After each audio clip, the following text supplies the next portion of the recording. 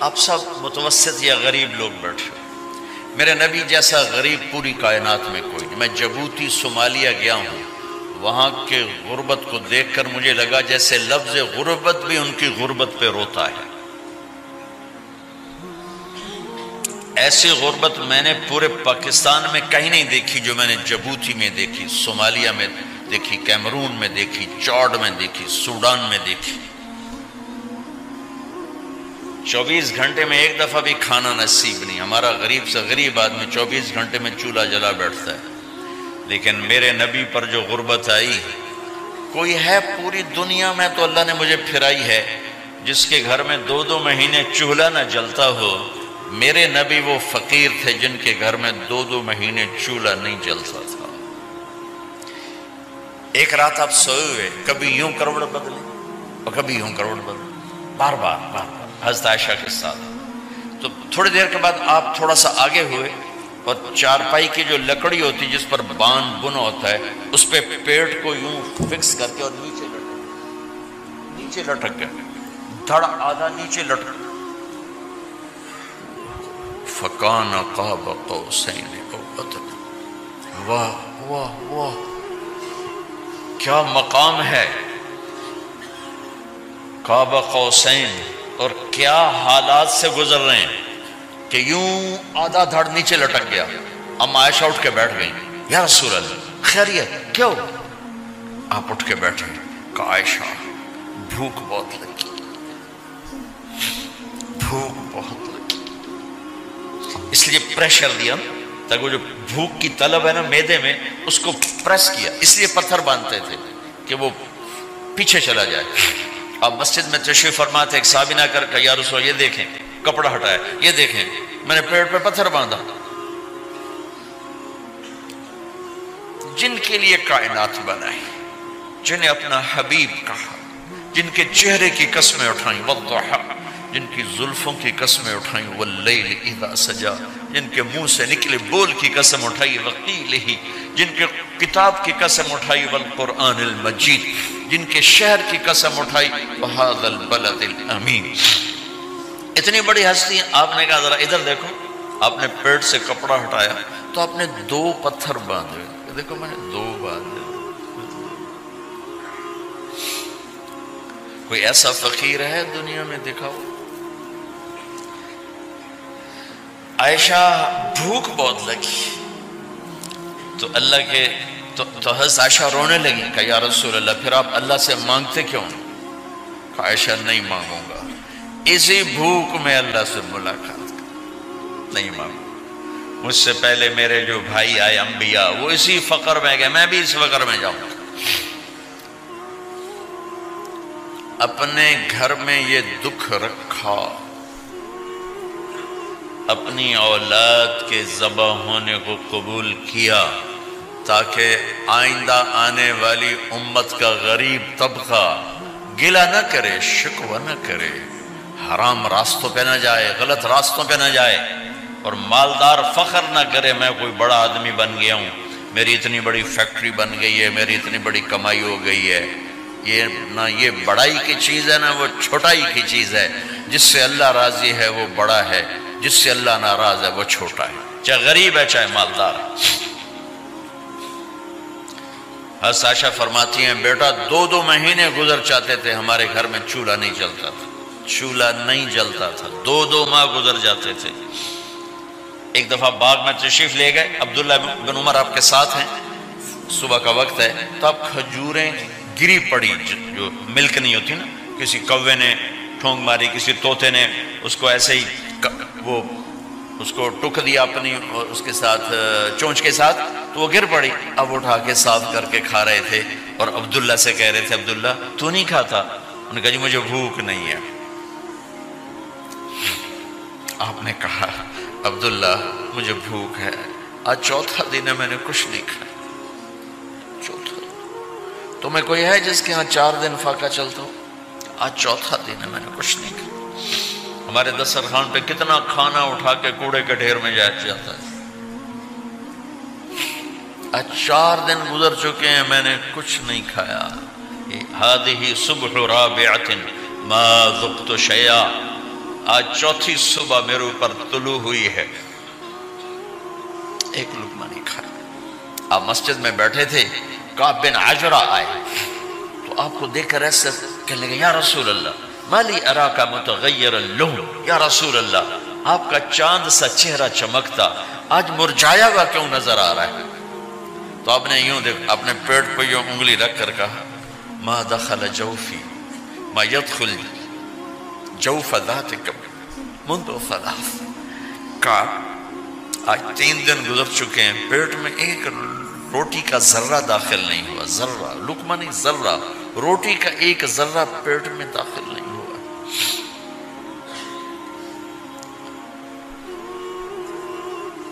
اور اتنی بڑی رسالت، اتنی بڑی نبوت،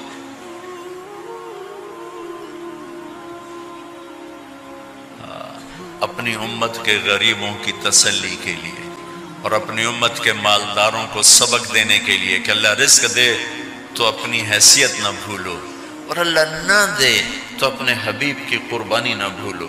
انہوں نے تو جان بوجھ کے یہ کیا، جان بوجھ کے، یہ نہیں کہ آپ کو کوئی تنگی اللہ کی طرف سے، جان بوجھ کے۔ اور سارے گھر کا یہ حال ہے۔ حضرت فاطمہ رضی اللہ تعالیٰ عنہ سے ملنے گئے، کہا بیٹے میں اندر آ جاؤں، میرے ساتھ عمران بھی ہیں، ایک صحابی تھے عرب سردار، میرے ساتھ عمران بھی ہیں۔ کہا ابا جان میرے گھر میں اتنی چادر نہیں کہ اپنے آپ کو چھپا سکوں، پردہ کرنے کے لیے میرے پاس چادر کوئی نہیں، تو آپ نے اپنی چادر اندر دے دی، کہا اس سے پردہ کرنا، تو لپیٹ لی۔ اب اندر آئے تو آپ نے پوچھا میں نے سنا تھا تو بیمار ہے، میں تیرا حال پوچھنے آیا ہوں۔ تو باپ کو دیکھ کے آنسو نکل آئے کہ یا رسول اللہ بیماری بھی ہے اور بھوک بھی ہے، دونوں ہی ہیں، صرف بیماری نہیں بھوک بھی ہے۔ بڑے بڑے مصیبتوں سے لڑ جانے والے ماتھے پہ کبھی بل نہ آیا، بیٹی کے آنسوں نے پگھلا بھی دیا اور رلا بھی دیا، آپ بھی رو پڑے، آپ بھی رو پڑے۔ پھر کہا میری بیٹی نہ رو، والذی بعث اباک بالحق ما ذقت من 3 ایام طواقا، آج 3 دن ہے میں نے ایک لقمہ نہیں کھایا، میں تیرے ساتھ۔ اور میری بیٹی میں تمہیں بتاؤں، میرے رب نے مجھے کہا تھا میرے حبیب اگر آپ چاہیں تو احد پہاڑ سونا بنا دو، 10 میل لمبا چوڑا ہے احد پہاڑ، 10 میل، میں احد پہاڑ سونا بنا دوں آپ کی خدمت میں پیش کروں؟ تو میں نے کہا نہیں یا اللہ مجھے نہیں چاہیے، میں ایک دن بھوکا رہوں گا، ایک دن کھانا کھاؤں گا۔ پھر فرمایا بیٹی کیا تجھے یہ عزت کافی نہیں ہے کہ اللہ نے تجھے جنت کی عورتوں کا سردار بنا دیا؟ یہ سرداری سونے چاندی میں تل کے نہیں ملی، ہوئے ہوئے ہوئے قربان جاؤں۔ بھائیو اب سب ماشاءاللہ نوجوان نظر آ رہے ہو، تھوڑا وقت نکال کے اگر آپ پڑھے ہوئے ہو اپنے نبی کی زندگی پڑھا کرو، اپنے نبی کی زندگی پڑھا کرو، بڑا ایمان بھی بنے گا، حوصلہ بھی ملے۔ آپ حسن حسین کو کہتے تھے میری آنکھوں کی ٹھنڈک، میرے جگر کے ٹکڑے، میرے سینے کی ٹھنڈک، میرے لاڈلے، جنت کے چاند، جنت کے سردار، میرے 2 پھول، یہ سارے الفاظ حسن حسین کے لیے ہیں۔ اور ان کے بھوک کی وجہ سے رونے کی آواز سنتے تھے اور تڑپتے تھے، لیکن روٹی نہیں مانگی ان کے لیے، روٹی نہیں مانگی، کہ اپنی امت کے غریبوں کو تسلی دینی تھی کہ اگر میں فقیر بن کے جا رہا ہوں تو تمہارے اوپر بھی امتحان ہے، چند دن برداشت کرو۔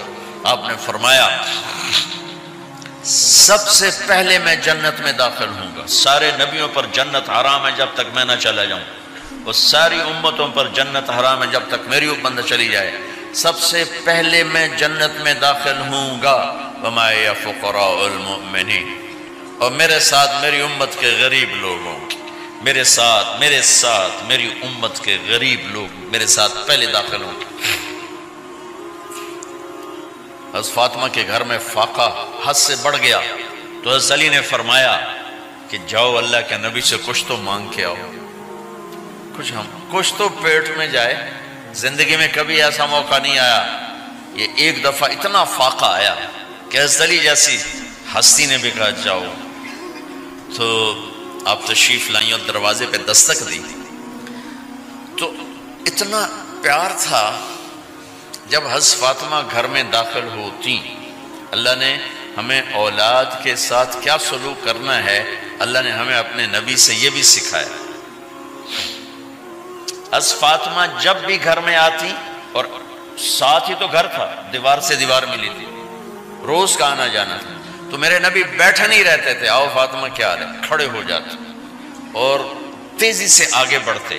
دروازے پر ہی حضرت فاطمہ کا ہاتھ پکڑ لیتے، ہاتھ کا بوسہ لیتے، بوسہ لے کر ہاتھ پکڑے پکڑے بیٹی کو چارپائی پہ پہلے بٹھاتے، اس کے بعد خود بیٹھتے تھے.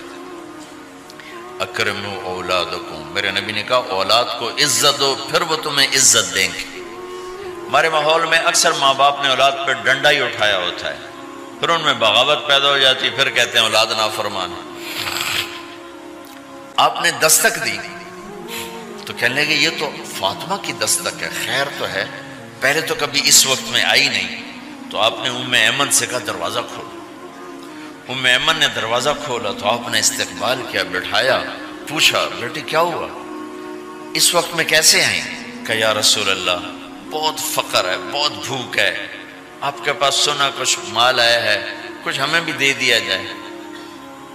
اتنی صابر بیٹی زندگی میں ایک دفعہ بھوک کی شکایت لے کر آئیں، اور آگے باپ نے پھر پیپر لے لیا، پھر امتحان میں ڈال دیا.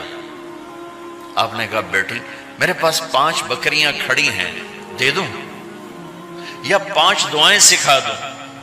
یہ بھی کوئی کتنا سخت موقع تھا، کتنا سخت موقع ہے کہ صبر کا پہاڑ بیٹی اتنی مجبور ہو کر آتی ہیں کہ یا رسول اللہ برا حال.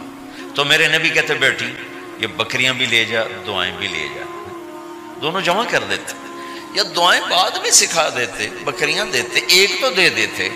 پر امت کے غریبوں کو تسلی دینی تھی، چونکہ امت میں اکثر طبقہ غریب ہوگا. تو آپ نے کہا بیٹی 5 بکریاں دوں یا 5 دعائیں دوں؟ تو وہ سمجھ گئیں اپنے باپ کے مزاج کو کہ ابا جان امتحان لے رہے ہیں. تو کہا ابا جان بکریاں چھوڑ دیں، مجھے دعائیں سکھا دیں، مجھے بکریاں نہیں چاہیے. بھوکے کی رات بھی گزر جاتی ہے اور بھوکے کا دن بھی ڈوب جاتا ہے.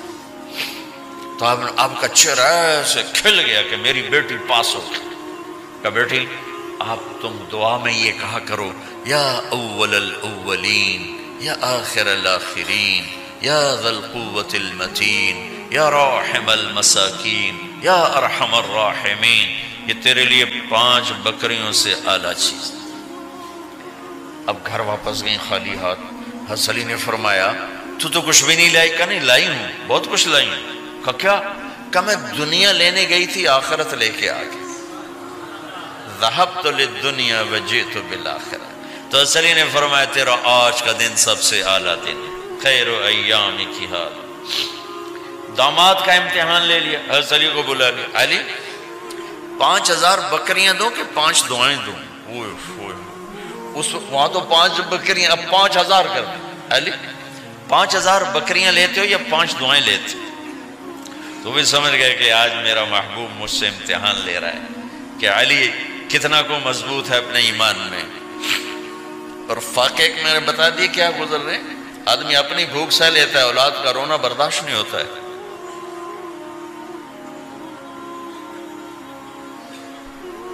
علی 5 دعائیں دوں کہ 5000 بکریاں؟ حضرت علی نے عرض کی یا رسول اللہ دعائیں سکھا دیں، بکریاں نہیں چاہیے. میرا نبی کا چہرہ کھل گیا کہ میرا داماد بھی پاس ہو گیا. علی تو یہ دعا مانگا کر روزانہ، اللہم اغفر لی ذنبی ووسع لی خلقی وبارک لی فی رزقی وقنعنی بما رزقتنی ولا تذهب قلبی الی شیء صرفتہ عنی. یہ 5 دعائیں تو مانگا کر، 5000 بکریوں سے زیادہ ہے. اللہم اغفر لی ذنبی، اللہ میرا گناہ معاف کر. وسع لی خلقی، میرے اخلاق عالی شان کر. بارک لی فی رزقی، میرے رزق میں برکت دے. قنعنی بما رزقتنی، مجھے لالچ سے نکال دے، مجھے لالچی نہ بنا، مجھے حریص نہ بنا. وَلَا تُذْهِبْ قَلْبِي إِلَىٰ شَيْءٍ صَرَفْتَهُ عَنِّي، جو تو نے مجھے دیا نہیں اس کی میرے اندر سے طلب بھی ختم کر دے، مجھے اس کا طلبگار بھی نہ بنا۔ کہ یہ 5000 بکریوں سے زیادہ ہے۔ میں نے تھوڑا سا اپنے نبی کے گھر کا نقشہ آپ کو بتایا کہ یہ چند دن صبر کی دنیا ہے، اللہ راضی ہو گیا تو موت سب سے خوبصورت پیغام